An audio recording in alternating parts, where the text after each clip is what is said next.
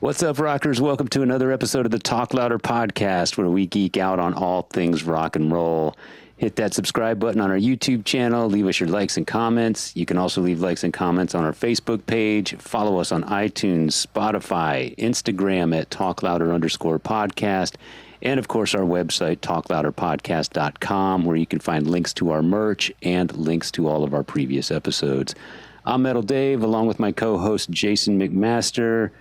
And again, we've got another good one, man. We've got Kirk Windstein from Down, Crowbar, Kingdom of Sorrow, multiple other bands. Great guy, maybe the godfather of sludge metal guitar, maybe. Can we say that? I think so. Probably, because, well, you just fucking did.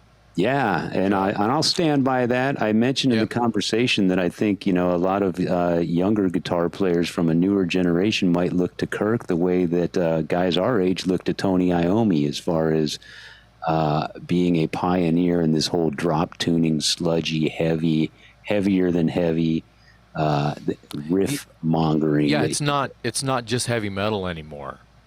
Yeah, it's completely beyond that. So of course they're going to, and they're from a movement. The whole New Orleans movement is kind of important to kind of talk about just for a second. And it would have been great to pick his brain on that, why that kind of music comes from there. Because it's a dark place. Did you know they surpassed St. Louis as far as they're the murder capital of the United States now? Oof. New Orleans, bigger. Well, it's always had a vibe, New Orleans has always had that swampy voodoo vibe, and well, it's a hole. They're below sea level. People forget that, and it's like things can go little further south, but not much when you're down that low. So, so they tuned down. They, all of this is leading somewhere to the sound of this music, and I think that that Kirk, it's easy to say, among others, but Kirk is kind of like the poster child for, like you were saying, for a style that. It's not death metal. It's not black metal. It's not. It's closer to Pink Floyd than it is anything else when you kind of think about it. I think that it's good to say that, and he mentions this as well, and I know he's into hardcore, but there's an element of that in Crowbar. So when you think about hardcore, you think about up-tempo and angry, and, you got something to say. It's, usually how you feel about politics or whatever, but Crowbar's not that. But when you mix in that energy with something that's it's so slow, there's no tempo. There's a lot of space. There's a lot of really long notes, Well, we've talked on the show before how space and air and things like that can be just as heavy as a power chord. And we even get into that about when we start talking about songwriting with Kirk today, which that was probably my favorite part of the conversation was how I think that everyone and all three of us kind of lit up when that moment of that conversation was like, whoa, yeah, it's almost like we pressed a button and went there. He was a great guy, a great conversationalist. Obviously you and I have met him numerous times and just couldn't be nicer in person. Couldn't have been nicer today on the show. For all of his scary appearance and the heaviness of his music, he really is a kind-hearted, nice guy. And a lot of that came through on the episode today. So, I was glad we were able to track him down, and he was willing to join us. He's not even feeling well, so he did this on the sick. So thank you, Kirk, for doing that. Yeah, he's suffering, I don't know, lack of better terminology, like tour burnout. He's just tired. Well, he finished a long tour, and then he had to go to Orlando, and he did that. I'm not going to really compare it to like a Metal Allegiance where it's a super group, but he went and did one of those kind of things with Jamie Josta, and and some other guys, and was even in the press. I was kind of following that along, and they did a gig, and he talks about it. What another great episode today. Absolutely. Yeah. Yeah. Great to have him, Kirk Windstein, on the Talk Louder podcast.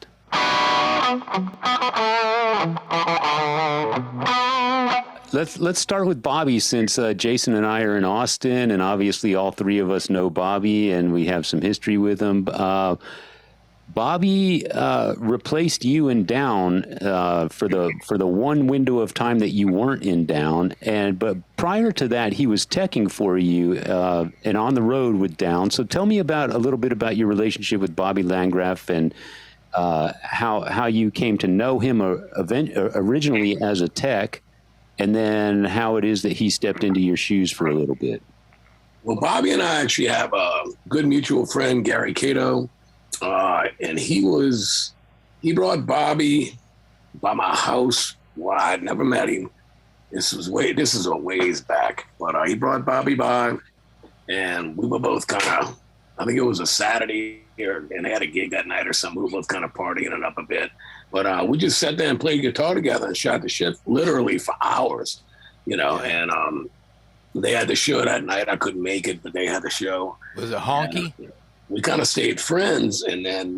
was it a honky show, Kurt? Yeah, it was a honky show. Yeah, okay.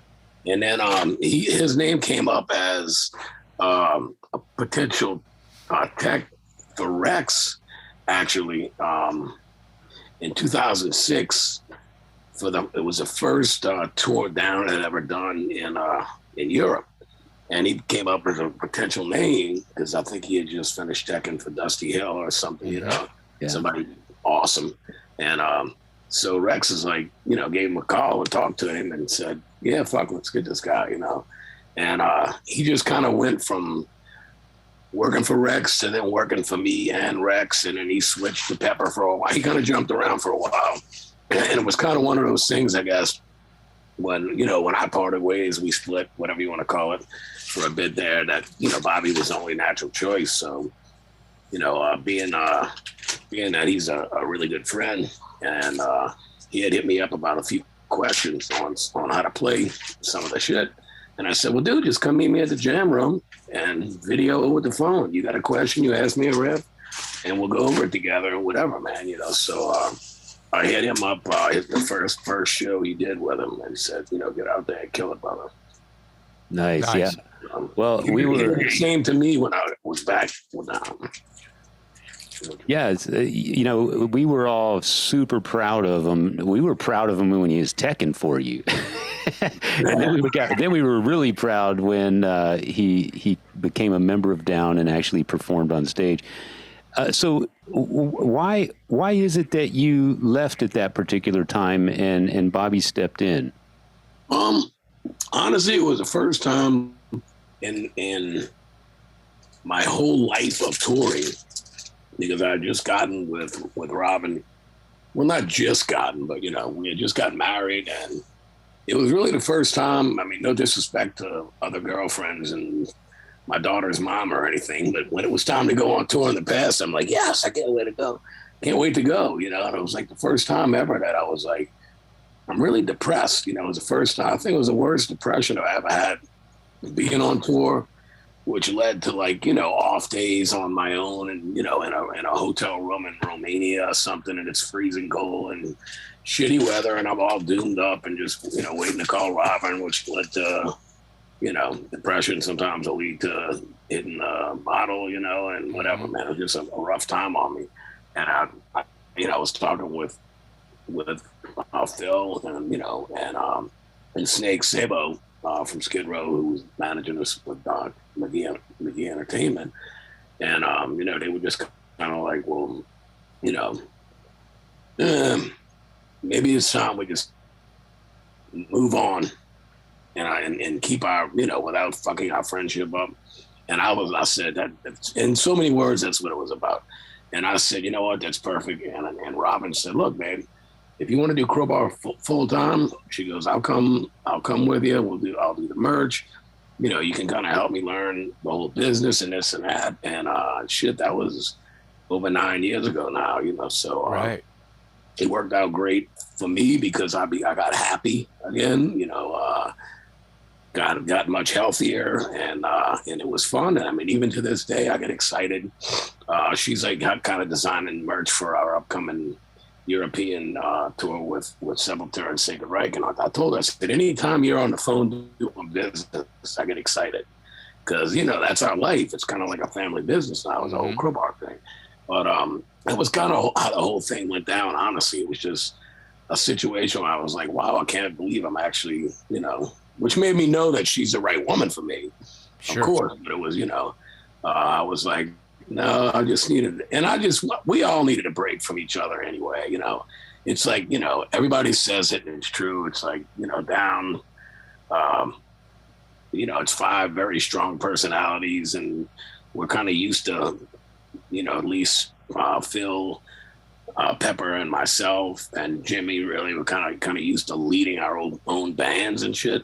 So when you have to, it's not really an ego thing. It's just more or less where we can butt heads very easily. Sure. But, at the same time, when it's magic, and that's the beauty of it, But it worked out great timing-wise. It really did, because they had asked me to come back prior to COVID. It worked out for everyone because everyone spent more time on their own project. Big time. Like Pepper got back involved, with COC, and Jimmy with I God, whatever, because we had made a pact with each other. And back in 2006 for the first European tour, the one that Bobby came out with, and we just said, okay, from now on, Down's our main band. Our other bands are now all our side bands. Yeah. And it ended up working out great, in the end for everyone. But when I was asked to come back and do some European festivals in 2020, which we finally were able to do this June, I told him I would love to, and I had read, what Pepper was like, well, since the band's pretty much broke up, he said, I'll do it again, but I want to do it if Kirk comes back because, by then, I mean, we had started hanging out a little bit. And I think one thing that really helped was COC took Crowbar out on two pretty long North American tours, like 40-day, not date, like not shows, but, 38, 40-day long tours, one earlier in the year and one at the end of the summer. And it's like, hanging out with Pepper outside of business and outside of being in a band with him, we had a blast every night. We're just buddies hanging out, listening to fucking music and sipping some beers, man. It was great. So it really got our relationship a lot tighter, even though we always got along well. It was sometimes you got to step away from things, and then sometimes to make it happen better or whatever. So I've enjoyed, the time I've had back with him, and hopefully after Phil with the Pantera thing, we'll continue doing some Down stuff. But it's turned into what it was originally gonna be, which was a side project. So I want to be as busy as I can with Crowbar. Pepper, same with COC. We're trying to work some stuff out to possibly do some shows overseas together. And I told Jimmy, just keep as busy as you can with I God, and just keep. It's not like we don't have our own killer things going on. No, we love to do Down, and really, it's almost more of a like, oh my God, Down's playing. So people know that we play such few shows now that they travel from all around, and the shows are really. They were always successful, thank God, but even more so now, So it's one of those things, man. But it just worked out. Ended up in a big picture of things working out great. Almost better that it's a unicorn instead of like a full thing all the time. I want to throw in, I kind of hate the word, but supergroup, about how you guys all are, you already said it best. You all are, you lead you're used to like, steering things along with your own projects. So when you get all of these leaders together, it could be a recipe that could go either way, good or bad. It has from time to time. Yeah. I would imagine there's been some human explosions Yeah. And that's to be expected. That's what I'm trying to say is you guys are all brothers. It's all family, but it's kind of like, you know, uh, being in a family. It's like somebody, it's like the weird, all the weird cousins and weird uncles show up to Thanksgiving. You're like, oh, this fucking guy again. Oh, hey, how's it going? You know what I mean? You don't want it to be like that. You No. want it to be the way that it should be, and that is where you guys are all missing each other and wanting to hold each other up in the right ways, and being able to steer your health where it needs to go. So you leaving down to David's question, right? You leaving down, I'm not going to call it health reasons because you didn't, but it was a way for you to have make a decision on to steer your health in the right way with the help of Robin, with the help of Crowbar, because it was kind of like it was time for you to go home for a little while. And then ultimately it just seemed like that opened everything else up to happier times anyway.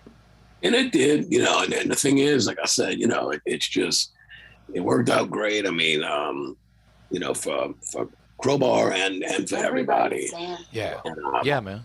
It brought, a lot of attention to Crowbar, and that was a good thing for us. But I certainly didn't do it for attention. But it really, it helped me out as a human being, as a husband, as a father, as a stepfather, and a grandfather, and a puppy dog father, and the whole nine, and got me where I was out there, and I didn't mind, man, doing 20, 25, 30 shows in a row, whatever it took, helping unload the gear, kind of like the old school, old days and stuff, man. And, but it's all good, so you can't bitch about that. It's all good.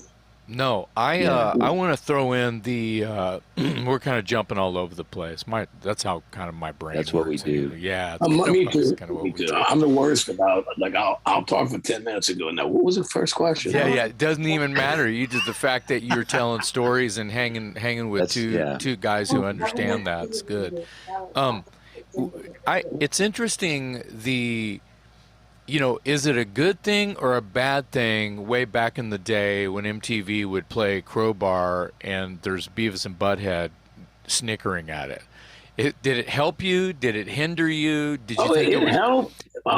In a weird way, I'm sure, but yeah. Yeah, well, we truly did. We sent Mike Judge like a care package, because we were big fans of the show. We're like, all right, let's send him the proper format he needs on VHS or whatever to play this thing with some T-shirts and stickers and my handwritten note and all that kind of shit. And look, man, you can make all the fun you want of, us being some kind of, couple of us being overweight guys, to say the least, but, the cool thing was, they didn't think we sucked. They were just making fun of us because we were fat. So I'm like, as long as they're rocking out, I can take it, But, dude, it's the truth. To this day, all over the world, there's barely one gig that comes by that somebody doesn't say, man, I found out about you guys from Beavis and Butthead. So in hindsight, there's no way you can really say it didn't help, and like to quote, I think Gene Simmons, I don't care what they say about me as long as they spell my name right. All publicity is good publicity. So it's like, even if we might have been the joke out there for a bit as the big fat guys who play heavy stuff, it's okay. It worked. Here we are 30-something, years later, whatever. I would argue that even Kip Winger would say that Beavis and Butthead was beneficial, and Winger took a lot of heat from Beavis and Butthead, but they spelled the name right. And then the one guy wore the T-shirt, and a lot of people probably got turned on to Winger because of Beavis and Butthead. The cool thing is that the heavy bands like Crowbar and I know White Zombie got a big boost from Beavis and Butthead as well. But you're absolutely right. That show was a pop culture phenomenon, and if you're included in it in any way, good or bad, fortunately you were on the good side. You can't deny that it had some sort of impact on your career. Yeah, it's obvious that they were also leaning into having. They favored the heavy bands. They liked everything that was heavy and crushing and anything that was light in the pants or kind of silly or had a bunch of keyboard sounds or whatever it was. They were building walls around those as to what they were going to bash and what they were going to praise. So and the thing with Winger is, I was thinking of that the other day.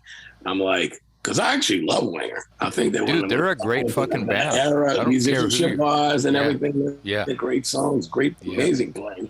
And I love the band. And I was like, I see that there's a new movie or something coming out, with me. Yeah, that's right.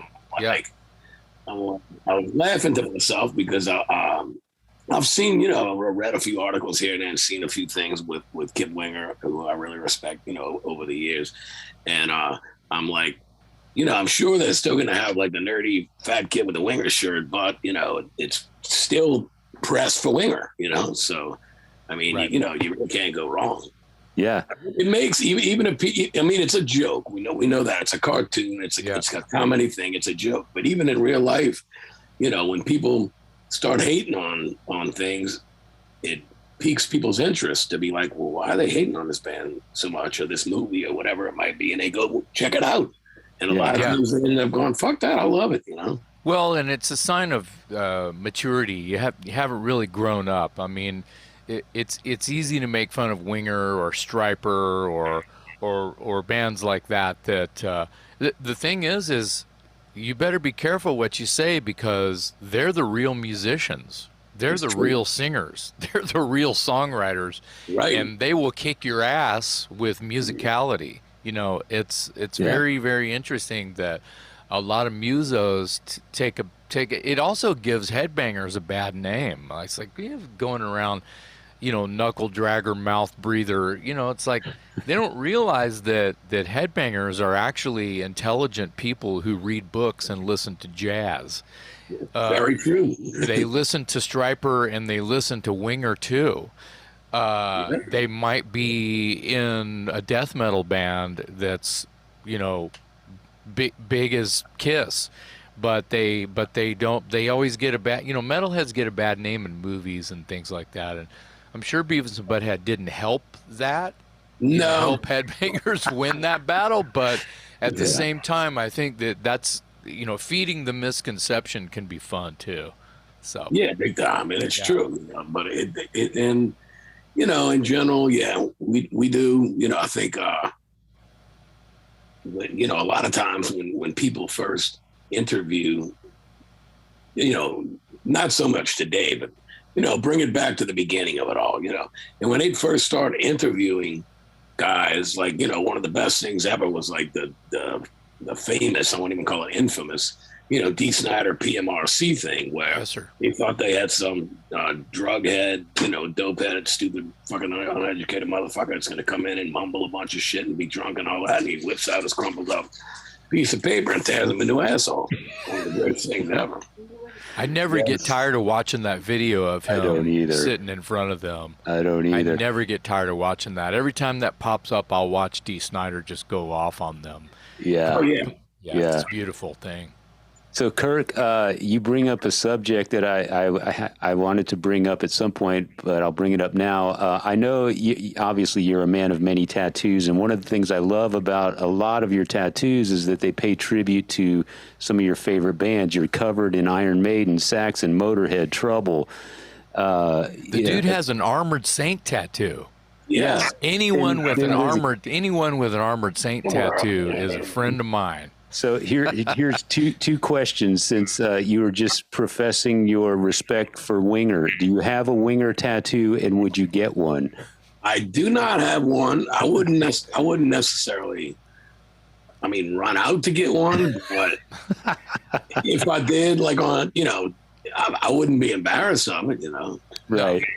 Okay. So here's the other part of that point. I noticed that you have the Led Zeppelin Swan Song, and you also have a couple of Motorhead tattoos. And this is something I didn't know until just earlier this year, but did you know that the artist that created the Swan Song, Angel, and the guy who does the Motorhead album covers is the same artist? Wow. I had no idea. Joe Patagno. Yeah.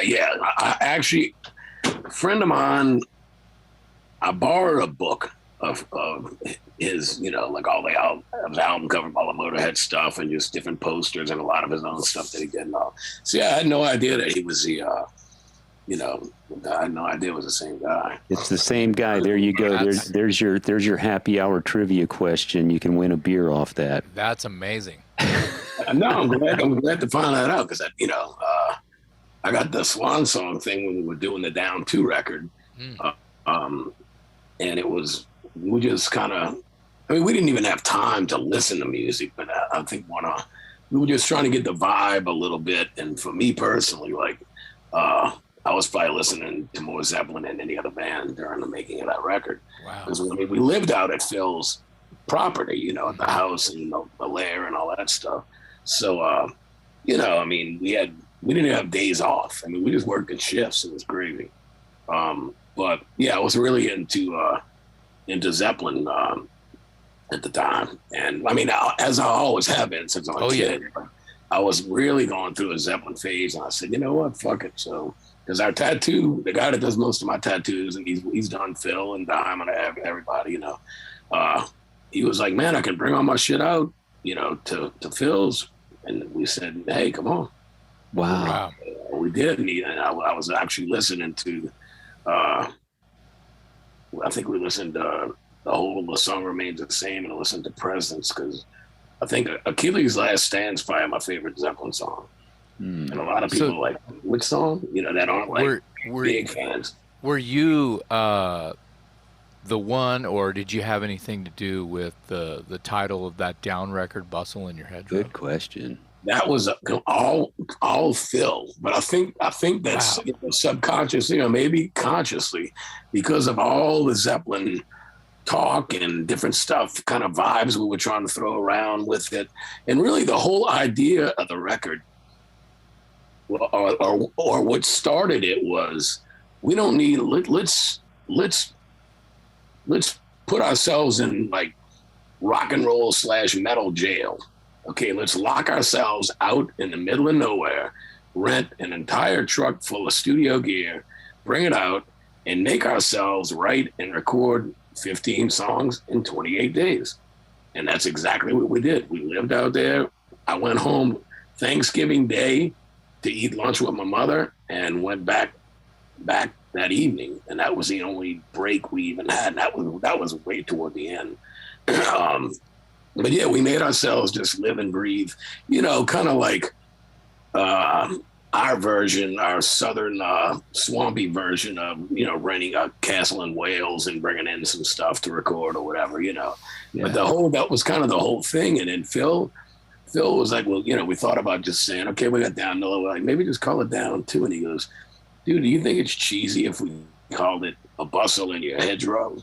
And I said, I like it, you know. And he goes, a lot of people aren't going to know, you know, what it's from, even though us older dudes obviously know it, you know. Yeah. And I said, no, man, I think it's a great idea. So that was a totally a Phil thing. I think it's genius. I think that it says a lot about where you guys were. And I never knew that you guys, I think I knew you guys recorded at Phillips, but I didn't realize it was like a bunker type of a thing. Yeah. I did, and that's one of the things I was going to ask about, and I think Kirk more or less covered it here, but I was going to ask about the recording experience, because I knew that you guys were all holed up at Phil's house, and it's basically a barn out in a swamp, and you guys, and it's the band, and like you said, you're just sort of isolated out there in the middle of nowhere. And I was curious to know if there was any particular moment during that session that sparked a real creative, a moment of real creativity that you wouldn't have captured anywhere else, because you were so isolated, and it was just the band together in this weird environment, sort of shut off from the world, and you probably got a couple beers going or whatever. So. Was there a moment where you all looked at each other and went, whoa, we're onto something, really heavy here, really, really cool here, and let's run with it? And what did that turn into, if so?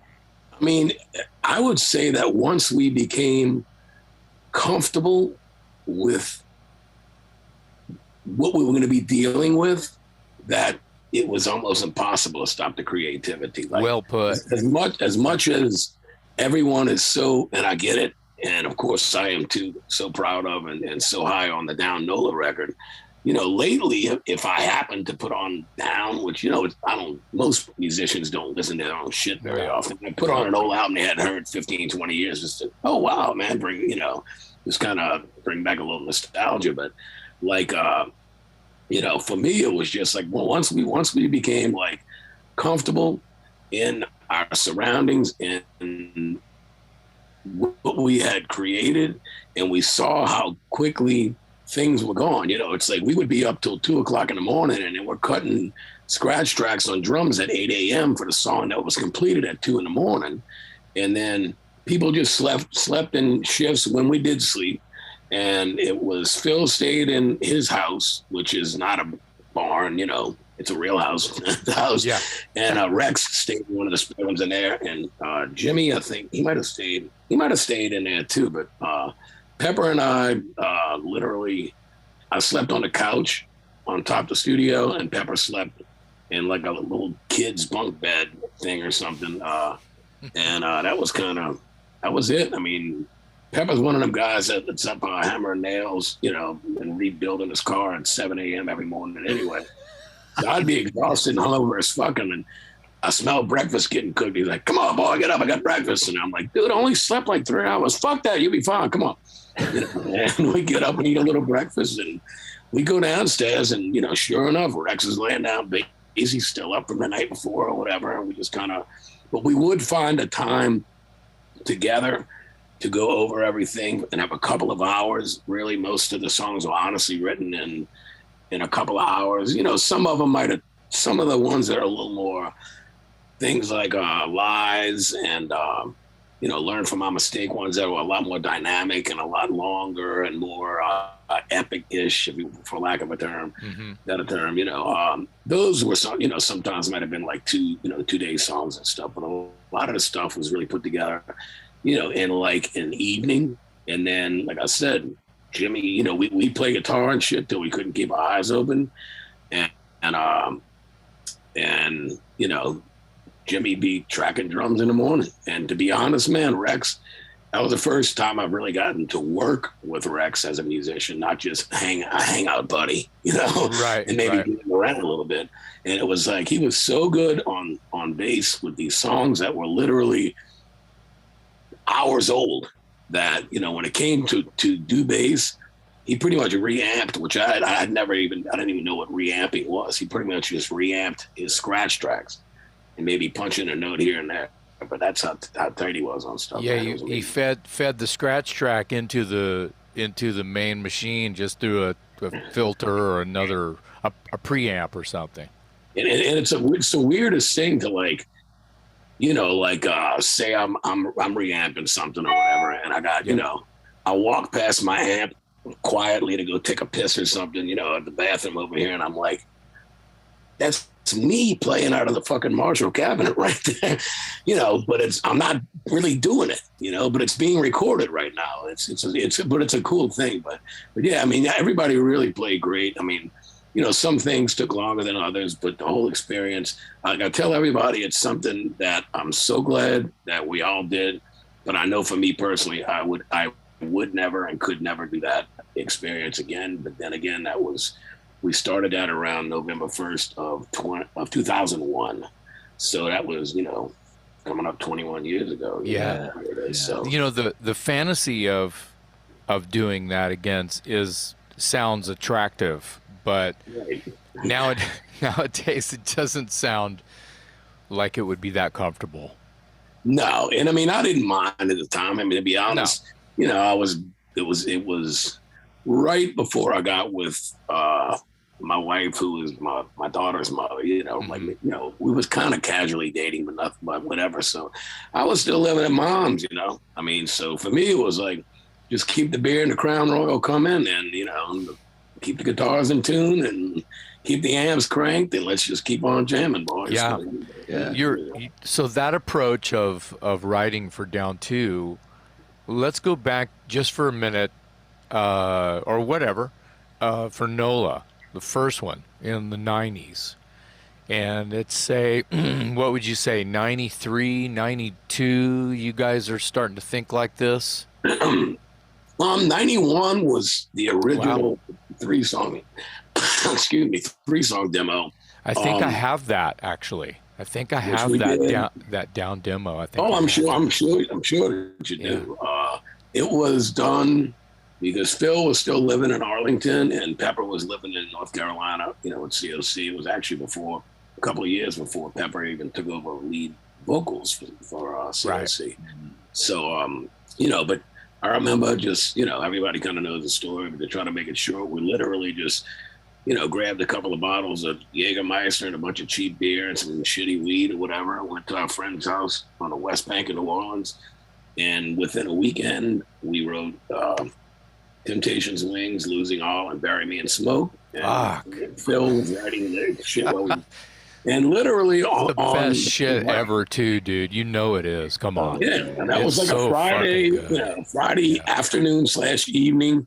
And then by Sunday morning, I'm guessing we were kind of doing a quick mix on the three songs, and we had to bring Pepper in. Pepper stayed in town. Well, we had to bring Phil to the airport to get back to, the Dallas area to do Pantera shit, because at that time, Cowboys was out, and really, I think Vulgar might have been just coming. Vulgar was happening. If that was 91 or 92, Vulgar was happening. 91, and then what we did another demo with Lifer and something else on it. But most of those songs were written. It was the exact opposite. We had the big time studio and the fancy stuff right here in New Orleans proper, and everybody, we still kind of worked on schedules. Like I'm more of a morning person, so I'd like to be there, in the morning and do my shit, knock it all out, and get home in the evening. And then Pepper would come in and do his stuff. But that stuff was, I know we wrote the song Rehab right before we went in the studio, because I actually have the 5 2-inch reels for the NOLA record in my closet right here. Wow. And our working title for Rehab was ZZ Top, because we just thought it had a little Southern groove to it. We didn't. So on the reel, it's called ZZ Top. ZZ Top. I know we wrote Underneath Everything was kind of the main one that was written like. Pepper just came up with the dun dun dun dun dun dun dun, dun, and everybody's like, "That's cool." And Phil's on the mic going, "All right, keep going, no more, two more times. All right, we need to change." Somebody go to court. All right, stop. Let's do this again. And we got a lot of this shit probably on the tape. Nobody's listened to them since 90, like around April or May of '95. So nobody's even listened to it since then. So we're thinking about. It'd be fun to take it. Our bass player, Shane, from Crowbar, I think you met him, Jason, at the show. Mm-hmm. His brother, Jay, kind of runs studio in the country out in Bogalusa, which is a really famous, that's like what Kansas did, Leftover Tour, and all in New Orleans, Dr. John, and the Neville was always everybody's recorded out there. There's been a lot of, and they still do, it's a real old school studio but they've really kept it up, and we kind of want to crank up maybe if the tapes need to get baked or whatever, but just out of curiosity and go back and listen and maybe do some outtake shit or something at some point. Yeah, a little bit of a remix or remaster at least out there. Yeah, not to try to redo No. It's the fun, like, okay, let's isolate this, or even do it, film it, do a video of it and go back and listen. How you get these Eagle Rock puts them out and shit, like the making of Motorhead, Ace of Spades, the making of all this. I've got a ton of those fucking things, even though I don't have a DVD any longer. But it'd be fun to do something like that. Yeah, but all of that stuff, unlike Down 2 stuff, is like when we would play a local show every once in a blue moon for fun, basically. In fact, I remember one night Crowbar opening for Down, and we opened for somebody else, and only had like we tuned differently. So I'm in the middle of like changing strings and trying to halfway get it intonated and all this shit in between bands. I'm like, I gotta hurry up and do this. So, cause yeah, I only had like one guitar, I think, for Crowbar and then whatever, however it worked. But, you know, we did play most of those songs live. Sometimes with maybe a few different lyrics or whatever, but, you know, NOLA was the opposite. It's kind of like most bands in their journey of, you know, writing their first record. And that's why I think so many people talk about the sophomore jinx, you know, where, okay, guys, first album, they great. We need you in the studio and back on the road. What y'all got? Man, you got nothing. Well, get in there and start writing, you know? Yeah. Right. Yep. That's a famous story. That's almost should be in Spinal Tap, that little token of how it works. Yep. It goes both ways. It's like, okay, the album was a fucking hit. We got to keep you hot. Or the album flopped. We need a hit. So get in there, you know? But it's like either way.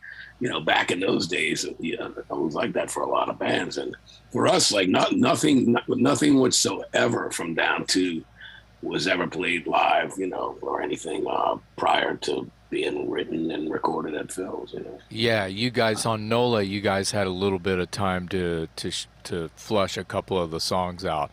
My question, and it did. It took 4 years as well from the first jam to the actual entering the studio, you know, with a record contract to do the NOLA record. Yeah. Where with Down 2, we kind of, you know, took a pretty good break.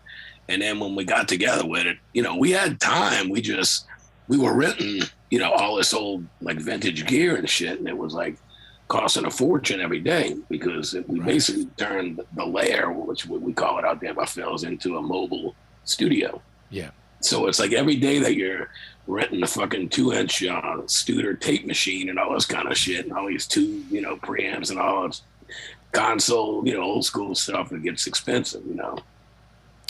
Yeah, and the fact that you were doing it on tape, were you doing it on tape or was it digital? We did all the drums on tape. Okay. And I think we dropped them to Pro Tools.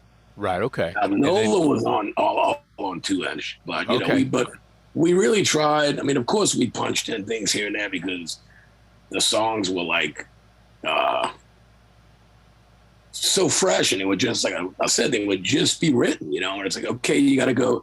All right, Pepper will be like, all right, you know, I'll do the first solo. You got to do the second solo.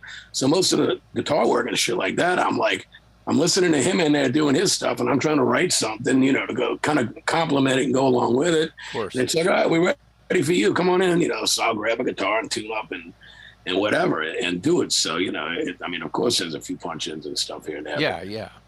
You know, but it was, you know, just the spontaneity of it made it wonderful. Did you guys? Jason mentioned a bustle in your hedgerow. Did you guys ever hear from any of the Led Zeppelin guys regarding that subtitle for your record? No, I'm kind of surprised we didn't, just for the hell of it, you know, somebody saying something, you know. Yeah, because it's very unique. It's obviously Zeppelin, right? Yeah, I mean, of course, them dudes, you know, kind of, I'm sure, keep us far away from the press as possible, and always have, really. But yeah, nobody really. I mean, the only thing I remember hearing about anything with the Down 2 record that was really kind of crazy was that apparently at Ronnie James Dio's memorial, they mentioned that his son or step, I don't know if his son was adopted or if it was his son or whatever, but mentioned something about how, you know, his dad had started to lose some faith in just rock and roll and just the old way things were done because everything was changing so much. And he said that he heard this band called Down and went, wow, this is the way we used to do it, you know, the old school shit, because everything became just triggered and Pro Tools and every drum hits perfect and everything is perfect, you know. And we were doing it the old way. I mean, there's fuck ups left and right as far as just being raw rock, you know, which gives it more integrity, really. Well, there's a difference in the way a record is going to sound when it's, you know, 4 or 5 guys in the garage, in the lair, in the garage, sweating it out and like finding grooves that are like completely tangible you can cut with a knife, as opposed to this just digital where basically you've got a robot band, you know. I mean, they're writing songs. It could be a guitarist, a drummer, a bass player, and a singer writing the songs somewhere. But by the time the record comes out, once they get in the studio, too perfect. Yeah, and it is, and it's like, it's hard when you record these days. Like, we don't really use any, like, we try as little as possible. Like, I know on the drums we didn't use any sound replacement on the latest Crowbar 0 and below. Tommy, I think Tommy and I were talking about that in the parking lot there at Come and Take It last time we were out there kind of being lot lizards hanging out. Heavy metal parking lot, I should say. That it was. Yeah. He was talking about how like you guys, and I'm pretty sure he was talking about the latest Crowbar, about how you guys just mic'd up the kit where it was. Yeah, we moved it in, but Dwayne Semino, who produced it, he's done the last 4, and he did my solo record as well. Mm-hmm. But he, literally the kit was mic'd and tuned, and it's all natural, So it's kind of great to get, because it's a killer drum sound. It really is, and it just brings back. I mean, I get it for depending on the type of music you play. I mean, if you're like black metal or something, just super fast with blast beats and ridiculously fast kick drums and all. I mean, I get it that you have to, it's not, you can't have a John Bonham kick drum going, it's just going to be a rumble. Yeah, you got to have too woofy. A big drum sound with the super fast stuff. And I mean, I get it, it's just, but I mean, you hear stories, and I'm sure a lot of bullshit could be bullshit. I'm sure a lot of it's true where, the bands just come in and it's just kind of all, just everything put together, in the studio. Now, with my my solo record on Dream in Motion, and I want to get on my second one. I'm almost finished with all the music to it. But with that's fully intended to be a studio thing. It's just me and Dwayne on drums. Dwayne will do a little keyboard and a little backing guitar or something like that. But like everything else none of the songs were ever intended to be played live or anything else. So I would come in sometimes with one little jangly, kind of weird Beatlesy sounding riff or something, and we'd lay down to a click, like a track left, track right, whatever, and we just build it from there. I'd come in the next day, maybe I'd listen to it. Come in, we'd put some heavier guitar, but I mean, all of our stuff, sound wise, because it's not a band, it's just me. Like if I had a killer home studio and knew what the fuck what I was doing, I would have been able to do it here, But I mean, Dwayne really helped out a million percent with that. But something like that's completely different than a band that's supposed to be, 4 or 5 guys that are jamming, and then you go in and you just, But a lot of times it's not their fault. It's the fucking producers, or the record company doesn't want it this way. No, we got to do this. This band's last record did great. This guy mixed this and this and this and this week. He's got to mix your record, even if you don't want him to. A lot of times. I mean, how it is. They got the control in a lot of situations, So a lot of times I'm not blaming the bands. A lot of times it's out of their hands. Well, there's also the fear of, all right, that's a wrap, and you send your masters, quote, to be mixed by someone you don't know, and if you're remote, and then you're all right, we're going home, we're not. It's like I've always been afraid, like, that someone from the band is not going to go oversee the mixing of this record that they just bled on, So that's scary, like letting it go. It's like letting your children, go to summer camp for the first time. That's got to be kind of scary. Yeah, no, it's totally true, because, I mean, how can, like even with like NOLA, like Phil, well, it was mixed here, and Down 2 was mixed.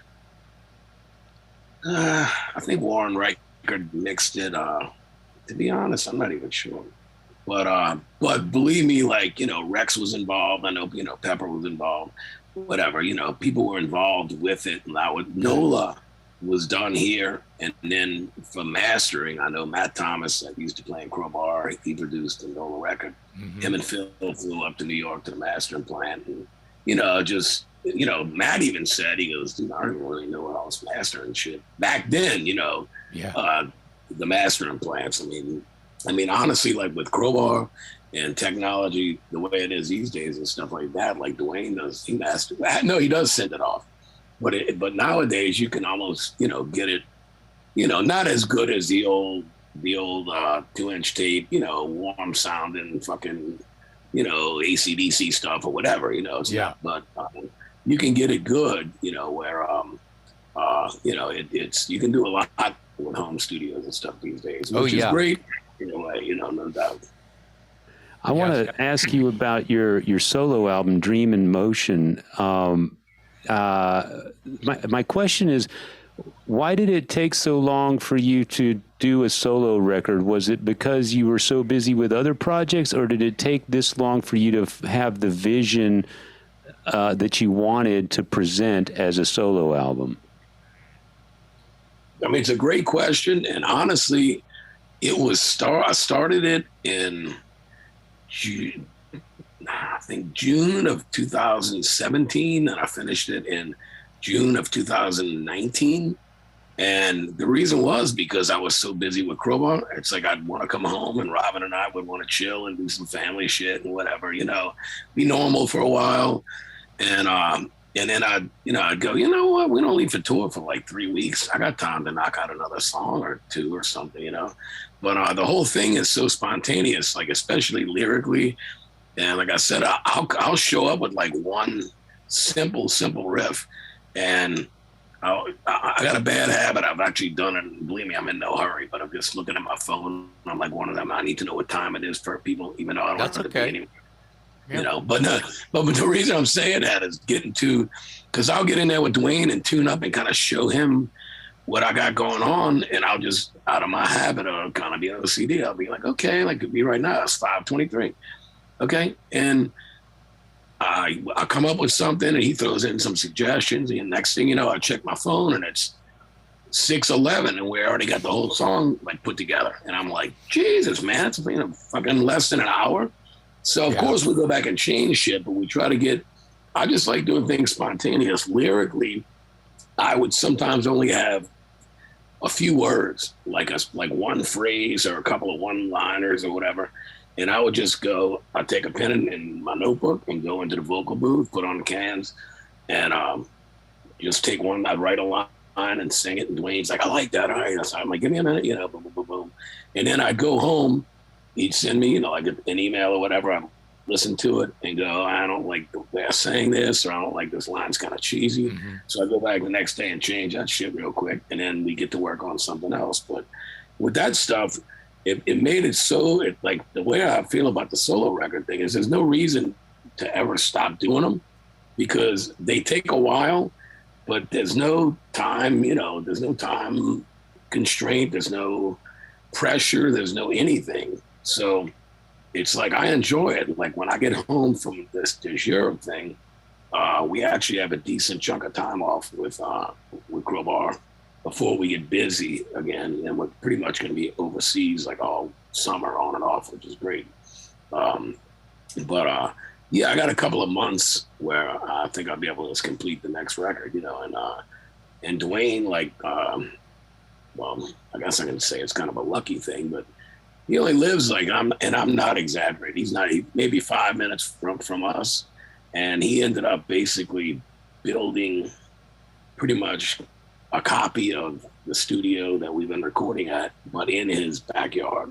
Wow. He's got a big house with like a huge double garage, and it's even nicer, like he built the other one, like by hand with his carpenter friends, designed it and just gutted it out and built everything, got the gear, built all the racks for everything, the whole 9 yards. And he did the same thing, but now it's right down, if Robin's like, dinner's ready, and I told the same thing with him, because he's got a really good day job, and I'm like, dude, this way I could be working on something, and you can go eat dinner with the family, and fucking come right back out and get back to work, and I'm like, it's great, so. Yeah, that's convenient. That's going to be, that's going to make everything a little bit more graceful for you, I think. Yeah, it's gonna be killer. It's gonna be. I mean, I love the studio, and we still rehearse in the same building. It's just it's kind of a separate thing, but we still rehearse there. That's our rehearsal spot. So, but I haven't been. He just keeps sending me photos, and I've been so busy. And then the last few days, I've just been like, I told Robin, I'm like, I know I don't have COVID, even though I've had it already. I got my shots and all that crap, but. I said the way I am, like the way I've been feeling, like just like so exhausted. And she's like, well, maybe this whole, 50-something day tour. And then we came home literally on a Sunday. We had Monday off at home to do laundry and do a little cleaning up around the house. And we flew Tuesday to Orlando. And we went to Universal, the little, Universal attractions or whatever it is out there in Orlando. We went, me and Robin and Jamie Josta and Howard Jones. We went out there for the day. Howard's friend Zach, he was a cool guy, and we had fun there on Wednesday. And then Thursday we had band rehearsal. And we did one of Josta's podcasts from the venue, and then Friday was rehearsal, and then we did the show. It's like a Josta and Friends thing where we had like Bobby Hamill from Biohazard. We had Dino from Fear Factory. Yeah. We had me. We had Frank, Florida Frank, Hatebreed, one of Hatebreed's guitars. And then you had Josta. And, we do a little bit of everything. Like we did Bury Me in Smoke. We had 4 guitars. So it's just, nice. All just fun. We make a few bucks, but it's a lot of fun. And we did good, and then we got back, when we get back? Saturday, watched the Saints game Sunday, and by like Monday, it just started hitting me, man. This week, I'm like, I'm just shot. I'm like, I need to take a break, from the beer drinking and blah, blah, blah. Because at home, I don't really, I don't. Yeah. She doesn't, so I don't. If she wants to go out and eat and have drinks or go and just have some drinks, we do that. But I'm like, I need a break, and it's like the last few days I just ended up, get out the fucking bed, man. So I felt much more normal today, thank God. Well, that's good. I'm sure I'll say it again, and when we're done, but we just appreciate you doing this with us. Yeah, we've been trying to get you on for a while, and you're such a good egg, and we appreciate you and everything. And I love Tommy to death too. You know that. Oh, he rules, man. Yeah, he's the happy guy. He's kind of bubbly. I like that guy a lot. He's good. I wanted to ask you, and you're too humble to say this, so I'll say it for you. But I think there's probably a whole new generation of metal guitarists who look to you the way you look at Tony Iommi. There's a lot of younger kids that are coming up that are playing what you would call sludge metal or doom metal or whatever, and you're the godfather to them, just like Iommi was the godfather to you. So how did you develop your style in terms of, obviously I'm going to assume that Iommi was an influence, but in terms of gear and experimentation, what was the recipe that finally became the Kirk sound that we all know? Honestly, my biggest goal was, and still is, like with Crowbar, I've always tried, love us or hate us, there's only one band that sounds like Crowbar, it's us. And it's like, I tried, of course I took everything I could from Iommi and, Bruce and Rick from Trouble and Dave Chandler from Vitus and all the Doom guys, Wino and you name it. But I was in even King Buzzo, I was really, really into the first couple of Melvin. I still love them. Yeah. But my idea was just to create something that sounded like nothing else. Of course you can pick out, okay, obviously this guy's in the Sabbath and this and that, but I really just worked a lot on not caring. At the time that we started the band was in the late 80s, getting into the 1990-ish, I had done my, learned my chops doing the cover song thing and throwing in the originals, playing the Priest and Maiden covers and the whole 9 yards. And yes, we did some docking and we did some, Sure. of course, Twisted Sister, but a lot of those we did Rat, we did whatever we had to, Def Leppard, old Leopard, and all that shit. And then I finally got kind of into a punkish band, and that kind of led to just me going, you know what, I don't want to do covers anymore, nothing against them, but my biggest goal was just to create my own playing style and to sound like, for our band and for my playing, to not sound like anybody else, like for somebody to go, oh, that dude from Crowbar, yeah, well, I like it, but he sounds just like so-and-so. Whether you like it or not, I just didn't want it to be that way. So I feel like you have achieved that. Yeah. I feel like you really have. I think that your cover of Led Zeppelin's No Quarter awesome is kind of like just coming to mind. I mean, your Crowbar isn't really stealing. I mean, of course there's influence, and you just told a story about how that kind of, you built that ship, but the riffs in No Quarter feel like Crowbar riffs. Yeah, it's the perfect cover song. It is a perfect cover song for you guys. I think it's such a good fit. I mean, the song, Led Zeppelin's version, is already fucking heavy as shit. Oh, dude, that's why I chose it. I'm like, well, honestly, like, it's so dark. That's my favorite part of the song I made the same movie, John Paul Jones in the Cemetery. I'm like, when I was a little kid going to the midnight movie and shit, I was finally old enough to get to go, teenager, whatever. That was always my favorite part. I was always like, you can make that song fucking heavy. When we started doing it again for a little while, I actually enjoyed doing it still. Yeah. Everybody else was bored to tears with it, but we changed up a lot of stuff on guitar and added in a lot of harmony. And vocally, I think I sing it a lot better and a lot differently than I did back then. But the initial idea of it was like, people are going to be shocked. They're going to expect you to do, the Immigrant Song or A Whole Lot of Love or something, heavier or something. Now, even though No Quarter is super heavy in its own way, like I said, I'm more into the vibe. Like I'm so into the fact that vibe, to me, is so much heavier than just sonic distortion and volume. And I agree. To be clear, the part Led Zeppelin's version has like the mellotron or the keyboard part, and it's like this.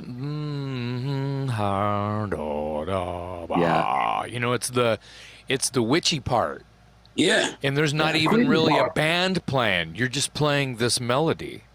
Yeah. It's almost like a classical piece, but it's played on a keys originally, right? Yeah. And then you guys are playing it on guitar. Your recreation of it is still haunting the same way the Led Zeppelin thing is, and maybe even creepier because it's fucking Crowbar. Yeah. But the regurgitation, I don't even see that being a regurgitated thing. It fits the record that's on. It fits your set. It fits all these things. And I didn't mean for No Quarter and Crowbar's version to be this 10-minute talk about, but I just wanted to prove the point that it's kind of like it's also kind of reaching into a bustle in your hedgerow.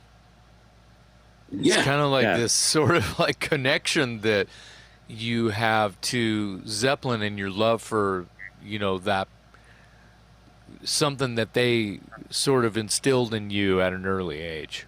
I think there's a point to be made here, and Kirk hit on it just a minute ago. There's two different types of heavy. There's heavy that's all the amps turned up to 11 and the distortion, and then there's the drums. heavy that's the spooky. Like you listen to Planet Caravan by Black Sabbath. To me, that is heavy. Yeah.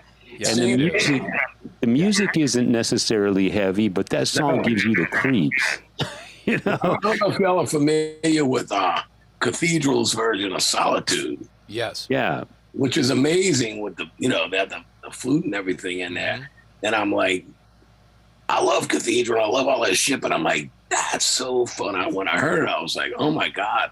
And that, not that I'm necessarily, I'm trying to accomplish the same type of thing, but with the solo record stuff. That's what I want. It's about a vibe. Yes. It's not about sonically heavy. I already do that with Crowbar. Why would I want to repeat myself again, you know? Yes. So, I mean, this new solo record's a little more upbeat, and there's a few rockish numbers where I'm like, this is more, you know, just whatever, just old school classic rock, but nothing heavy by any means. But it's a little more upbeat and stuff here and there than the solo record. But even with the solo record, doing on Dream in Motion, doing the Tall cover, with fucking Aqualung, it's kind of like I had never really played the song, so I just told Dwayne, whatever key it's out of, we're just gonna play it out of that key, because I tuned to D standard.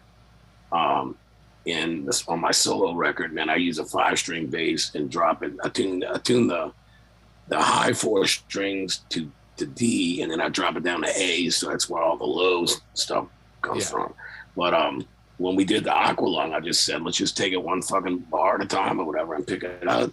And I said, we'll add some shit in the middle, and I'll see if, you know, because I'm not the greatest singer. I'm like, we'll see how it comes out. And I said, but I'm gonna tell you what, if the guitar solo doesn't come out good, it's not going on the record. So I did it. I did it. I think Martin Barre had said he really felt nervous because I guess they were kind of like, all right, we really need you to get this in one take. And it's a long fucking solo. I'm doing a solo and I'm like, all right, I'm almost done, right? He goes, dude, you're not even halfway done. So what Dwayne and I did is I just took it one piece at a time. Yeah. And, you know, he punched me in and then I do it. So I don't even know how to play the whole stuff. I played the solo one time and that was in pieces on the record and that's it. But, you know, I would never do that in a real band, but it's just a solo thing. But it was the same thing. I wanted to capture the vibe of Aqualung, you know, just being such an old classic song, at least to me.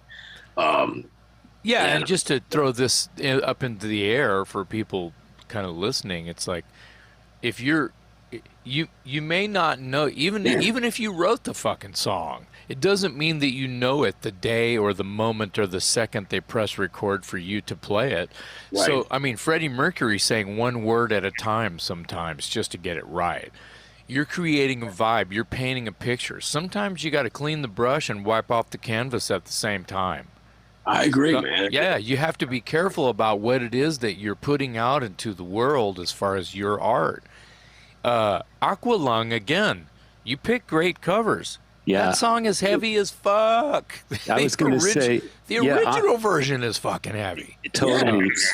And you know what's another heavy song from Jethro Tull? Locomotive Breath, dude. Yep. That thing is a monster. We used to do that, like in my cover band. We used to do Locomotive Breath, and we did Cross-Eyed Mary, like heavy versions. Yeah, there's another one. Cross-Eyed Mary or whatever, you know.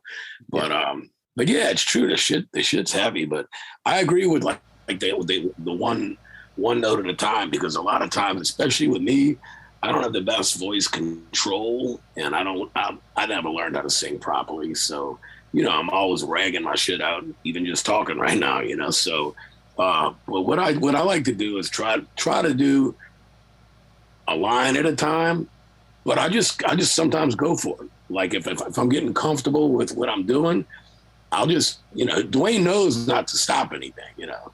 And luckily with Pro Tools, it can't really get erased unless you really fuck something up. So, but he knows to just let me roll, and I'll roll like a whole fucking chorus, and then say, dude, do it again. Let me double it, and then let me do a harmony on, on 2 and 4 or something, you know, on vocal, and he'll just say, go for it, and then we'll listen. He's like, you know, I think it's killer. So if I can do it, I do it. But if not, I want to make sure that it's the best that I can do, at least, you know. Of course. Yeah. And that's what I meant about the solo, or it could be any instrument. It could be, you know, the drums could be pushing too far, too fast in one part and need to pull back. You're just cutting that phrase or that measure. It's the same thing. Oh, totally. Yeah, I'm interested. We've kind of already talked about this, but I wanted to just ask a question. What is your approach? Let's just say Crowbar, to writing a song. Is it the same as when you're writing a song with Down, or is it different every time, situational? Your approach to writing a lyric, let's dumb it down to one thing. writing a lyric? Is it really like done in the studio at the mic, or with the cans on, or with a notebook, or is it, like you said most of earlier, it is. you had just a phrase. Do you Right. have like do you ever have like a verse and a pre-chorus and a chorus going in, or is it different all the time? That's my I mean, question. sometimes with Crowbar, I'm much more prepared than I am with the solo stuff because it's different. Once again, it's just me. It's like I can go in and sing one verse one day and just tell Dwayne, look, man, my voice is kind of feeling like shit. I'll just meet you at 3:30 tomorrow afternoon. Sounds good. And I go back and do it and pick up from there or redo it and whatever. But I think my approach to writing for Crowbar, honestly, what really did change my approach, and it's kind of odd that this happened right around the time of the first, probably right after we wrote the first 3 Down songs, was kind of watching when Phil produced the self-titled Crowbar record. He came to rehearsal and he listened to a couple of songs, and like one of our more popular songs off of that album is "Existence is Punishment," and so we play in this song. It's got like 6 parts to it, and he goes. The song's got one really good riff, and he goes, and he kind of, in all honesty, really showed me how to write a song around like my way of thinking since then, which is probably fucking early '92 or something. My way of thinking when I approach a song is if I got one killer riff, I got a song. It's gonna write itself around that. It's true. And when we did like "Existence is Punishment," the main riff, he said, "That's the only good riff you got." He goes, "The rest of them are not bad," but he goes, "Look, dude, you need to start writing songs." And of course, at first I'm a little depressed, and he's like, "No, listen." He goes, "This is going to teach," and he's right, and it taught me so much. He goes, "You need to worry about writing songs and not just taking 4 and 5 riffs and gluing them together and calling it a song." Amen. There's a big difference. Amen. And that's why if you have one riff that is, I call it a money riff, the song's going to write itself. It might take a little while, but it's going to get there. Yeah. And with "Existence is Punishment," he goes, "Do y'all have any songs that start out with bass?" And we're like, "No." He goes, "All right, you can start this one with bass." And he goes, "Okay, he said, keep in mind, when you get to a point, and if you think about Pantera, it's very true in a lot of ways." He goes, "When you get to a certain point, a drum fill, a stop, and a drum fill can get you anywhere. You can be in gear 5 and this can get you to gear 60, whatever. It doesn't have to, you don't have to keep on playing and then speed it up and whatever." He's like, "No, it needs to have a break, let it breathe for a second, and then you roll off and rolling again, So like when we got to the chorus of the song, he goes, "Okay, come up with something that's a little more upbeat." So we did a break. And Craig Nunemacher did it, and we just kind of wrote it right then. And at the end, I'm like, damn, he's right. You can have one or two riffs and make a great song. And ever since then, as long as I got that one riff, I've always been like, I'll tell the guys in the band, I got a killer riff. Let's get to, when we get to practice tomorrow, let's work on it. I got a few ideas. I'll fuck with it tonight. But once you get that one money riff, and you can build something around that, and but it takes a while. And I mean, obviously I've written a lot of songs by now, or co-written a lot of songs, but you get to a point where you're just like, it's not really pressure anymore, because you can do it because you've done it, and yeah. And I like the part of your story where the look on your face when your interpretation of Philip. Yeah, this one riff is good, but then rest. Because you can see him doing it. But dude, totally. I'm gonna be honest, fellas. You got one killer riff in here, and the rest is shit, man. Yeah. Well, the good news is even Philip knows, and we all know, everyone here in this room knows, that there are a lot of bands that there'll be an 8-minute song with 10 riffs in it. I mean, Merciful Fate, even Megadeth, Metallica, it's everyone does it. But, when you have that, I'll use your term, the money riff, you go back to that. Yes. You can have riff 2 and 3 and then go back to riff 1, which is the money riff. Then you can have riff 4 and 5 and then go back to the money riff. And I feel like most of the songs that we all know and love, I won't mention any because they'll probably just be Metallica songs or Merciful Fate songs. But the approach is the same. If you have the hook, the riff is the hook. The money riff is the hook. When you hear the riff, you get emotional and you're like, fuck, you can see your audience move when that riff comes back. Absolutely. You can see the whole audience just have this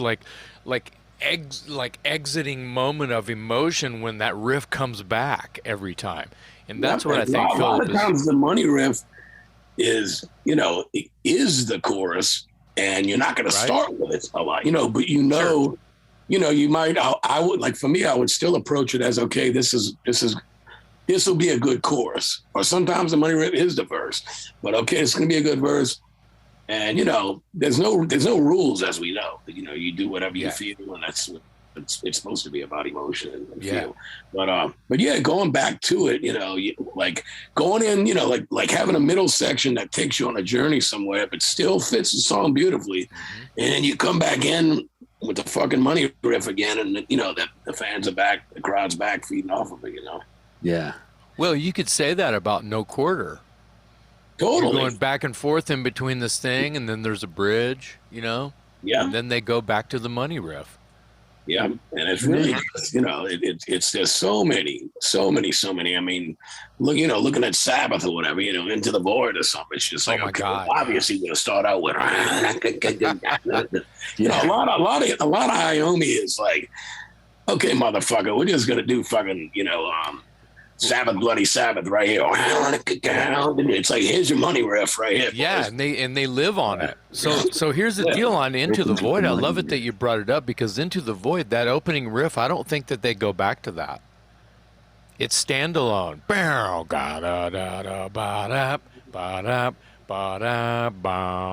No, you're correct. That's like the intro. That's the intro. It's almost like its own planet, and then that's really the song. Yeah. And they rely on that, But I mean, I used to be bad about, like, it needs an intro, because growing up, you listen to so many styles of music, and I'm like, all right, well, it's got to have an intro and it's got to have an outro. It's got to have a heavy metal set. And it ended up being where I'm needing 5 and 6 riffs.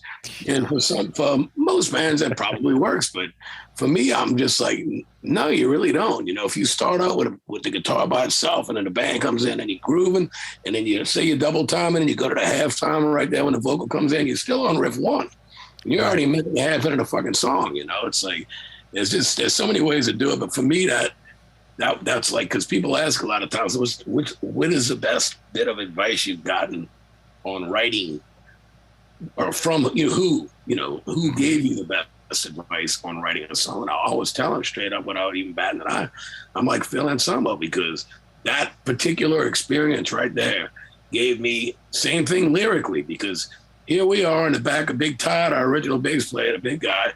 Me and Phil would sit together in the back with the notebook and the cassette tape player, and I'm nervous because I don't have enough lyrics. And he's like, nah, scratch that out, put this here. So he ended up, to be honest, writing a lot of lyrics on the self-titled as well. Wow. But going into the Time Heals Nothing, the third record, by that point, I was 100% confident. I always have been ever since, because I did everything on my own lyrically, like with no help, without any. He had already given me some guidance and enough guidance, just coaching or whatever, and teaching.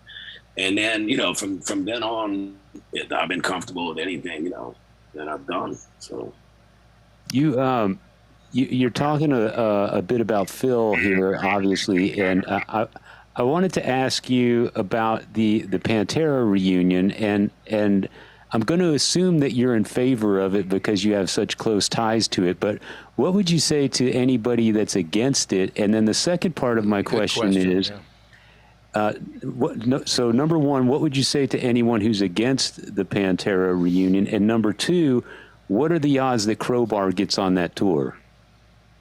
Well, I hope that question too is a positive. That would be massive. It would be I'm like planting the seed here. I'm planting the seed. the old times, man. That'd be great.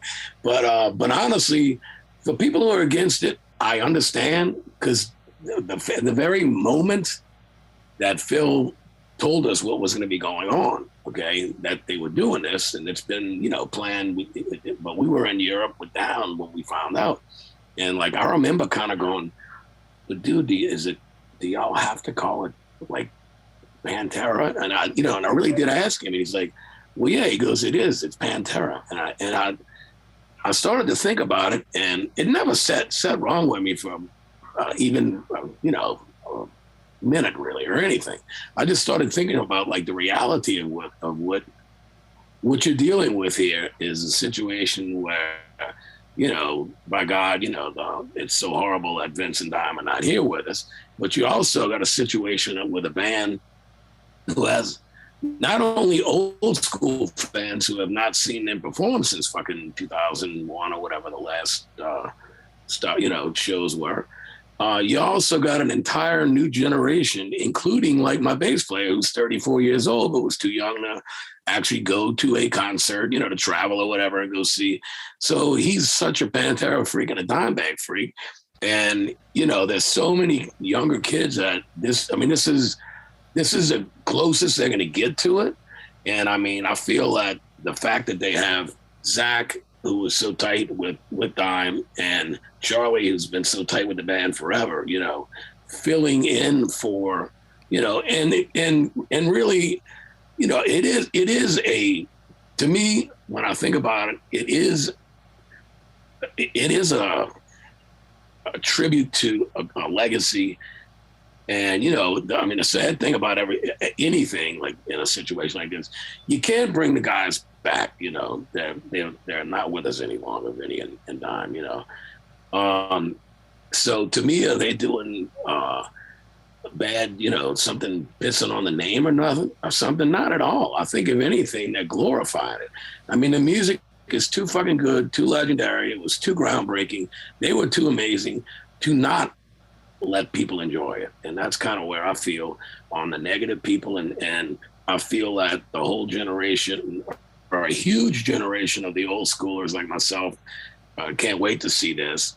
And you're going to have the generation of the younger kids who, I told Phil, I just played with Down at the Blue Ridge Festival, and the next day we played with Crowbar. And I told Phil, I said, dude, there's more Pantera shirts at the shows now, and it's like young kids. I said, like 22-year-olds and shit who weren't even born, or they were just, an infant or some shit when y'all were done with Reinvent the Steel touring, and then the band basically breaking up, and then of course, dying, the situation and everything. I said, he was laughing. I said, dude, I said, I'm excited about it. I really am. And it, it didn't take but a second for it to hit, because I always thought that, if Vince could have been involved as well, of course, but that never would have happened, but, if Vinny could have been in it as well, and I think that would have been amazing. And that's not against Charlie. It's just, but I think that it's going to be, amazing, and I'm looking at, as a fan, as a friend of all of those guys, I'm looking very forward to it. So, to the, like we all have a joke amongst ourselves with Crowbar, because of course it's all everybody's talking about every day at shows. We just got off doing fucking 40 show fucking tour. And it's like, we're like, all of the haters that are like, oh, fuck this shit. I said, they're all going to be there doing this. And 3 songs in, they're going to be fucking doing this. And, everything's going to be fine. Yeah. Yep. All of the haters are hating now, and they're sitting behind their computers and their phones hating right now. They're going to be at the show in the front row. We all know it. I think Crowbar is a perfect fit as an opening act on that tour. Look at Dave planting the seed. He's just like loving. He's just putting fruit on the tree that ain't planted yet. I love it. Yeah. Hey, we love, of course, we'd love to do it, but and for many, many reasons, because people are not there, because my guys were asking me, well, do you think there's a shot? And I just said, look, man, they don't need anybody to sell tickets, and they're not going to get some new bigger band or something to come out. And I said, yeah, there's a shot. I said, it's kind of nostalgia, but we did touring with them when we were very early in our career, which really helped launch us big time, and all of Phil's support and all of the guys' support. Really, they were all very, very helpful. I'll forever be indebted to that. But yeah, I mean, we'd love to get, if they're gonna do X number of runs, man, give us one. Fuck, we'll go on early, whatever. There you go. There you go. It would be great to. It'd be different, of course, but that's some of the greatest. Metal and rock and roll and just party time memories in my life. Oh my God. I bet you could tell stories till the cows came home. Oh yeah. Tell us one. Ones that you remembered. I have a question before he tells us a story from a Crowbar Pantera tour. Yeah. Is what do you think? I mean, those guys are in Dallas rehearsing right now, or like they will be in a week or something. Right. Yeah, what do you think what do you think a day a fly on the wall in the rehearsal room is going to be seeing that day? Hearing. I mean, I think it's going to be brilliant. I talked to Rex a couple of times, and I think once they just get in there and get through a couple and kind of feed off each other and it's sounding killer, I think it's going to be all good, man. Magic. I think this is exactly. It's never going to not be magic, because the feel and the real reasons that you do these things are there, which is to a tribute to, like I said, a band that has such a legacy and such a groundbreaking band, and the fact that you got two fallen brothers, that are being, paid respect to for what they gave to this metal community forever, Yeah. I don't know if it's really sunken in yet how fucking big this is going to be. Oh, I hear a few inside things here and there, but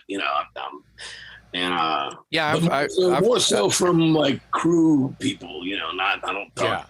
Yeah. I was gonna say I've talked to Bobby about it a couple times, so there's a couple things. In fact, we did too, because we went over to the Gibson factory thing, Gibson shop at Bobby, and they're in Austin, yeah. We went over and fucked around on guitars all day and talked shit, man. Had some fun, when we were there. But the last time we were there, but yeah, man. So it's gonna be huge, and I mean, they can do it.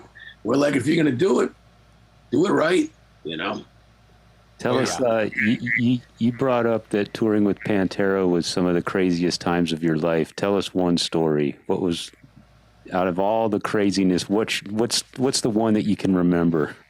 I mean, I can remember, which is strange considering that alcohol did something. I can remember pretty much everything, and not considering how long ago it was.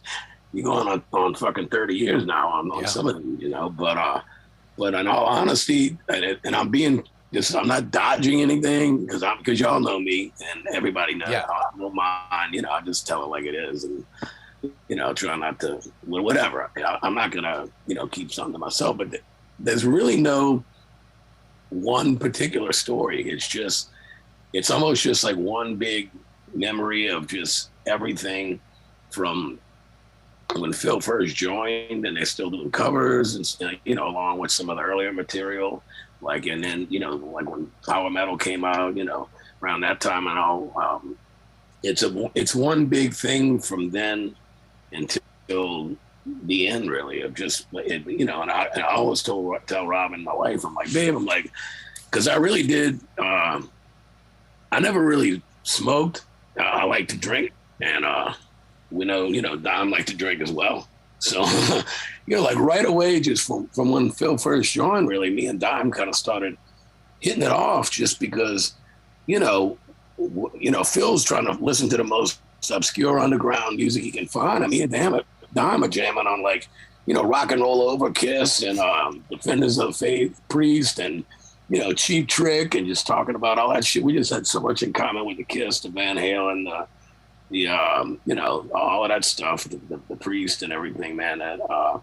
And you know, we had a lot of stuff in common with just being goofy. And I told my wife, I said, all it was two grown men being stupid 14-year-olds listening to heavy metal and drinking way too much alcohol. And that's really all it was. A bunch of funny shit happened, of course, you know, but it was never, you know, it was the exact opposite of like the Motley Crue and Poison thing with all the groupies and all. I said, we wanted to fucking get drunk and jam. Nobody's interested, you know, and all that. And that's the truth, man. It was just, hey man, let's crank some fucking Priest up. You didn't get into rock and roll. You didn't get into rock and roll to get chicks. No. I tell people that too. I was a shy kid, and when I found rock and roll, it was like a way for me to communicate. Absolutely. And that's it. There was no agenda other than just to be, this makes me feel something, you know. So it really saved my life, kind of. So it sounds like. Yeah, I mean, me too. I mean, I was very big into sports and shit, and I wasn't. I was like the class clown. I really was. I was a very, you know. I can see that. Outgoing and that kind of thing. And, you know, I still am a clown, you know, just not in class any longer, thank God. But yeah, man, like for me, you know, it's like I tell people all the time, I'm like, yeah, when I was 12, you know, staring at my Kiss posters and listening on the headphones, and I had blue and green lights screwed into different shit around the house, and my walls are covered in posters. You know, I'm like, you're living inside of a rock and roll show, man. Yeah, but you know, but I was like, yeah, for a short while, I'm like, wow, you know, because I'm just hitting puberty, and I'm like, they get all these fine girls, man, and they're making us money, and they're millionaires, and they're rock stars. That's why I want to be a rock star, and that did not last long at all. No, and it's the truth. It became for me my love of music, and you know, I always say it. Luckily, you know, I'm completely blessed because I'm able to do what I feel I was born to do, and you know, although I'm not rich, I make a living doing it, and that's fucking blessing. You know, there ain't many of us that can say that. You know, and it's like, you know, and I getting to do it with my wife is very important to me. You know, like I said to us, it's like I said earlier in the chat. You know, I said, it's more like a family business thing, you know, and it makes my heart feel good when she gets excited about something, you know, like a t-shirt design or on this and that, or okay, blah, blah, blah, blah, whatever it might be. So that's the way that I approach it these days, you know? Yeah. But it's always been about the music, and that's, you know, that's the difference in a lot of other bands, you know. It's not, you know, I mean, there's tons of success. And I mean, I'm sure when a lot of these guys were, because back in the 70s and stuff, you know, a lot of these bands, guys are starting out at 16, 17 years old and shit. Yeah. You know, ripping up the guitar, good looking young guys on vocals and shit. Maybe back then it was about, you know, trying to get girls and shit like that. But once they got serious about music, it became about music, you know. Oh, yeah. And you can tell as they got older, you know. So. Yeah. We should talk a minute about Kingdom of Sorrow. You mentioned Jamie Josta earlier in the conversation, and what's the status on that band? And I know you've collaborated now with Jamie and obviously with Phil and Rex. And so, number one, what's the status of Kingdom of Sorrows? And number two, who's out there that you would love to collaborate with that you haven't yet? As far as Kingdom of Sorrow, I mean, Jamie and I, you know, we were just talking about it last week because we were, you know, in Orlando. And Jamie manages Crowbar and me, along with his manager. But so, you know, we're constantly talking business and stuff like that. And believe me, he's the business of our friendship and working thing. You know, Yeah. I'm the worst business guy in the world with all this shit, and you know, I'm lucky to have him as a good friend, great friend, and to help out with all that stuff. But we're definitely gonna do something with Kingdom of Sorrow. You know, we had a lot of fun doing it, and you know, it's one of them things. It's like music. I like so many styles of music that, you know, I love hardcore, and Crowbar's got a little bit of hardcore, and it's here and there, but not as much as like especially the first Kingdom records got some ripping hardcore shit on it, so Yeah. I love the stuff, but as far as collaborating, I mean, I'm really one of them guys that I'm open for anything. And really a lot of times, maybe not even the obvious. Like I think that the older I get, the more I think about it. It would be fun to collaborate with somebody who plays a completely different style of music than I do, so that we could like kind of, I don't want to say show each other stuff, but y'all know what I mean. We could take what we're doing in a direction that's okay. He would never do this, or she, whatever it might be, would never do this. And, vice versa, so it's something where if I got with a person that, because I'm a sucker for pop music, if I got with a person that was a great pop songwriter, old school Cheap Trick style shit or whatever, like I was talking about, I love all that stuff. I would love to collaborate and just make it heavier, but still make it, as hooky as possible. Yeah. Yeah. So nobody in particular, no one person in particular. I'm open for anybody, and it's just about finding time, as it gets older. But I like the fact that you said that you would. You didn't name a person in particular, but I like the fact that you said you would be interested in moving outside of the genre you're known for, to where you could blend your talents with someone from another genre or songwriting approach or whatever that. I mean, the older I get, the more I think about it. If I'm going to do something, that's kind of why I did the solo thing. But it's kind of like. I think it's more interesting, not just to me. I think it would be more interesting to fans to collaborate with somebody outside of metal and stuff, and can just see what the fuck we came up with, Yeah. And it's one of those things. The good things about these collaborations is I've never really done one that. Well, I've had a couple that we kind of tried to get it off the ground, didn't happen. But in general, if you get in there together and you're just unable to click as far as songwriting partners or whatever it might be, you can always go out to dinner and have a couple of beers and just say, hey, we gave it a shot, whatever. You don't, it's not like something that a record company put together. We're sticking these four guys together and this is going to be a super group, type thing or something like that. And then they try to get together and it's just not good. They need to realize the record company is who they don't know what the dichotomy is going to be. They have no idea. Exactly. They just looks good on paper. It's usually the producer they're producing something. They're trying to put something on the shelf for people to buy with a brand on it. But that doesn't mean it's going to work. You can't force chemistry. No, it's the same thing with like if someday you go into the studio and you don't have a riff or a lyric or anything, and you try and you try and you try and it's just crap. That's when you, like you said, you go out to dinner. You get the engineer and the producer. You say, fuck it, let's just try again tomorrow. It's terrible when that happens, because usually if you're paying for studio time, you just wasted money. But you have to go through that sometimes. It's better than putting out crap. Yeah. Amen. Well, Amen. Yeah. But I can't wait for the Kirk Windstein Billie Eilish record to come out. She's doing something right. Yeah, she man. is. Yeah, she is. Exactly. Send her some riffs, man. Yeah. Fuck it. Yeah. I honestly, if I could collaborate with like look, I'd go spend a day in the studio with her and see what the fuck happened. What you got to lose? Nothing. Yeah. I mean, that's absolutely nothing. What if she actually sat down and said, "Hey, what do you got?" You froze up on us. Yeah. We can edit that. I needed to go take a leak while we're. Go do it. We'll wait. Well, he'll come back. All right, I'll be right back. Piss break. Tonight. There he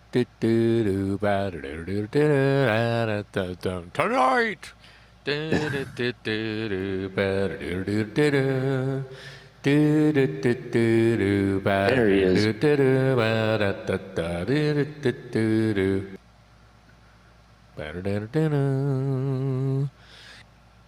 Hey, man. Hey, man, we had a blast hanging with you today. And Well, all good. We loved having you. We got enough. We got enough great stuff, and we can try to do this again sometime, just whenever, like when you have something to promote, something Like you're when he's working opening on. for Pantera. Yeah, like Dave says, like when you're opening for Pantera, we can talk about that.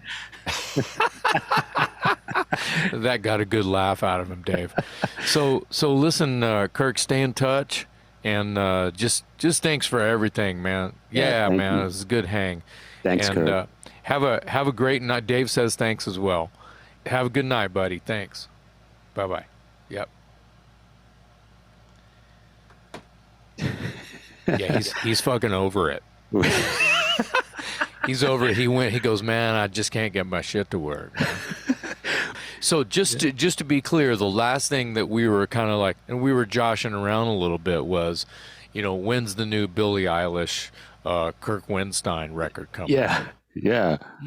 And he was like, hey man, I'm down. Yeah. I'm ready to do it. No pun intended. Yeah, that's awesome.